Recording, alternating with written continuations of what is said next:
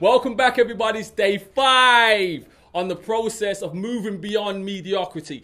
Today we're going to be talking about lifting the logical lid. If you're going to be really successful, you can't think like everybody else. You can't be logical like everybody else. You may have to step out in faith. So John Andrews is really going to break this down. So you're going to be blessed. Once again, pay attention. Let's stick with it.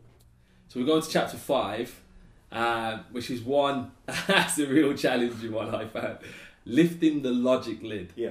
And you start off, and I love it. There's days when I feel like a world beater, and there's other days when I feel like I've been beaten up by the world.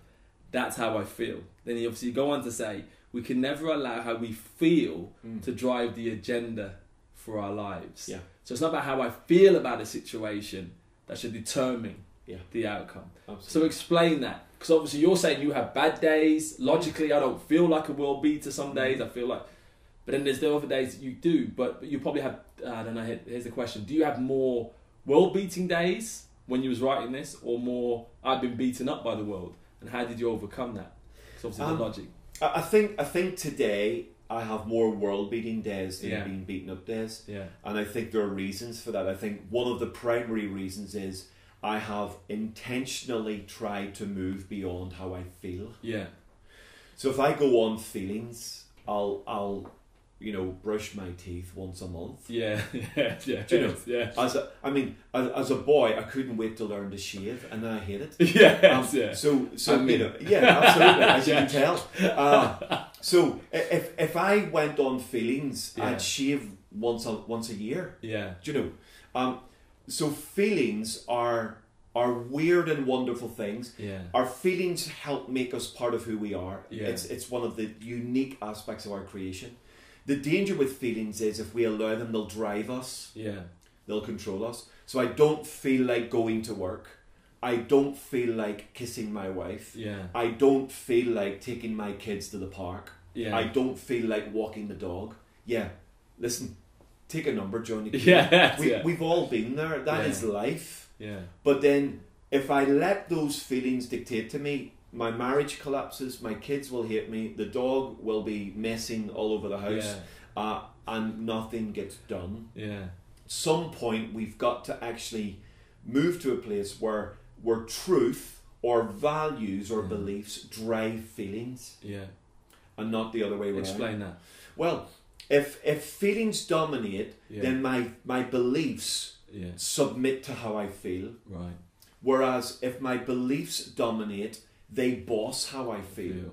So I don't feel like kissing my wife, but I know this is absolutely the right thing to do. I know this is part of making a great marriage, and I know she will appreciate it and love it. Therefore, I will do it. Yeah. I don't feel like taking the dog for a walk, but I know this is the right thing to do. So you rationalize out. In other words, you train your mind to think to a different set of standards. Yeah. And literally, out of that retraining of the mind, or in the context of the chapter, refocusing your logic, you then live a different way. Yeah. Your logic determines your behaviour. Your logic now determines your behaviour. So what is logic? Logic is the framework of your belief. Yeah. It's what you believe. It's how you think. So God has a logic. Yeah. Sometimes people say God's illogical. Yeah. And that's completely wrong. It's not God's illogical. He's super logical. He's hyper logical. Yeah. His logic is above ours. He thinks differently. Yeah. So one of the keys for a Christian, for example, is trying to retrain their mind not to think like a feeling driven human being, but to think as God wants us to think. The more I learn to shape my mind according to God wants me to think, the more my life changes. Yeah.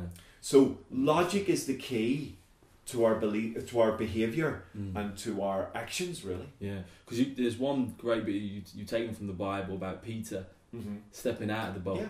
And logically, it makes no sense. Like, why on earth am I going to step out in the boat in the middle of a storm? I'm not doing this. No. But then obviously then you had, and I put here, the rational versus the possible. Yeah. Because he was being told, come and walk on the water. Logically, makes no sense. But there is the possibility this could happen. Yeah. There's always that, I put here when I read your book, there's always that battle going on, always. Totally. Does that ever go away? No. It never goes away. Never goes away. No encouragement. The simple answer is that it never goes away. Yeah. It's a constant tension. I'm a great fan of a leader called Andy Stanley, and he put it brilliantly when dealing with some leadership issues, but the principle applies. He said some things can be reconciled, they can be sorted out, put to bed. Yeah. So you fix them and they go away. That's it. Other things are tensions to be managed, and this is one of them. So yesterday I could have walked on water. Yeah. Today I will face the same tension in another area. Yeah. So it may not be I have to get out of a boat and walk on water, but it could be I'm being challenged by God to do something that my human logic says that's bonkers. Yeah. Why? And God's saying, do it. Do it anyway. So there is a constant, and I think the Bible, this is one of the reasons I drew this principle out, I think the Bible's saturated with this tension. Yeah. So Abraham faces the facts, his body's as good as dead, yet he believes God. Yeah.